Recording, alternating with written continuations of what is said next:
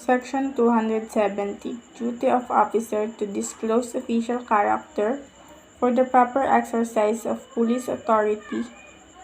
Any authorized person shall disclose the nature of the authority upon being questioned at the time of exercise thereof and shall exhibit the corresponding written authority issued by the Commissioner. Section 218. Authority to require assistance and information.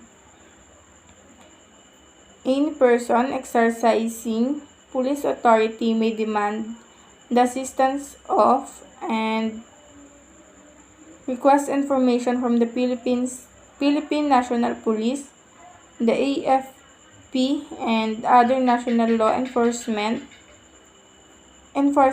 agencies when necessary to effect any search, seizure, or arrest. It shall be the duty of any police officer and other national enforcers to give such lawful assistance. Section 219.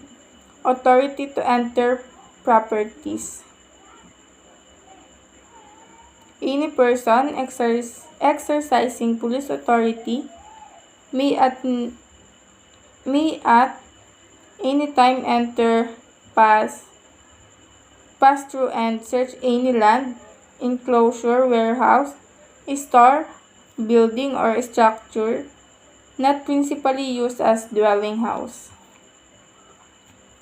When a security personnel or any other employee lives in the warehouse, store, or any building, structure, or enclosure that is used for storage of goods, it shall not be considered as a dwelling house for purposes of this act. Section 220. Authority to search dwelling house. A dwelling house may be entered and searched only upon warrant issued by a judge of a competent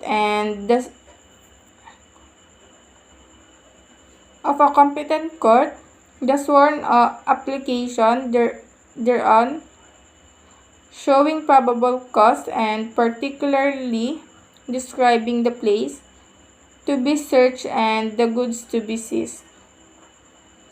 Section 221. Authority to search vessels or aircrafts and persons or goods conveyed therein. Any person exercising police authority under this act may board, inspect, search, and examine a vessel or aircraft and any container, trunk, package, box, or envelope found on the board, and physically search and examine any person thereon.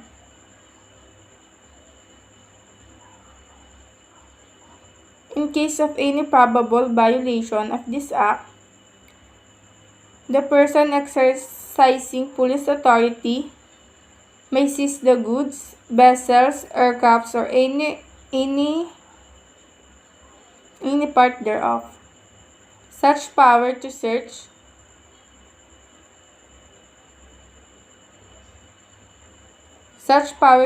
includes removal of any false bottom, partition, bulkhead, or any other obstructions for the purpose of uncovering any concealed, justiciable, or forfeitable goods. The proceeding herein authorized shall not give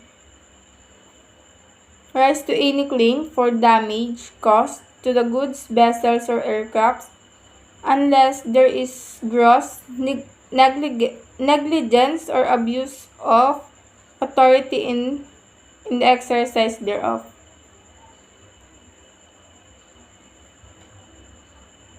Section 222. Authority to search vehicles, other carriers, persons, and animals. Upon reasonable cause, any person exercising police authority may open and examine any box, trunk, envelope, or other container for purposes of determining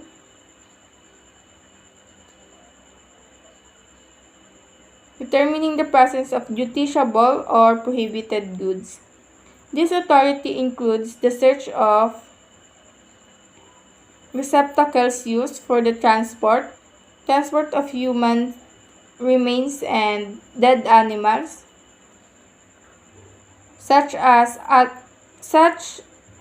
authority likewise include the power to stop, search, and examine any vehicle or carrier, person or animal suspected of holding or conveying justiciable or prohibited goods. Section 223. Authority to search persons arriving from foreign countries.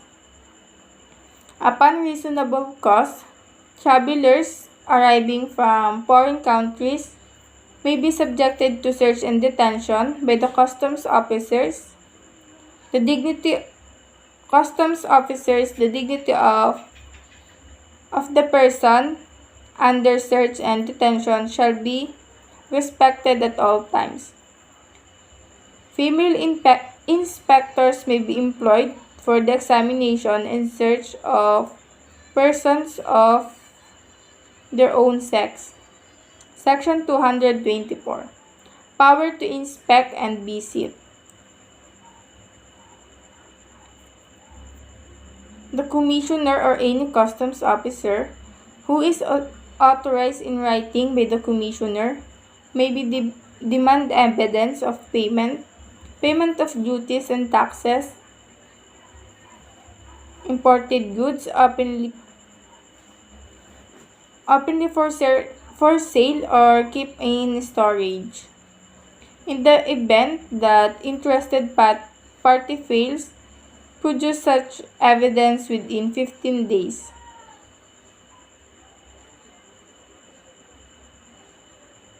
The goods may be seized and subjected to forfeiture proceeding, provided that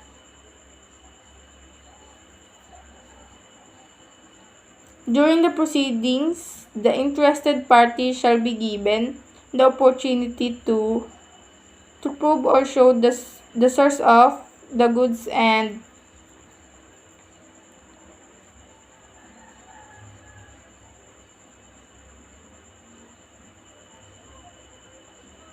the payment of duties and taxes thereon, provided further that when the warrant of seizure has been issued but subsequent documents presented evidencing proper payment are found to be authentic and in order, the district collector shall, within 15 days from the receipt of motion to quash or recall the warrant, cause the immediate release of the goods seized, subject to clearance by the commissioner, provided finally that the release thereof shall not be contrary to law.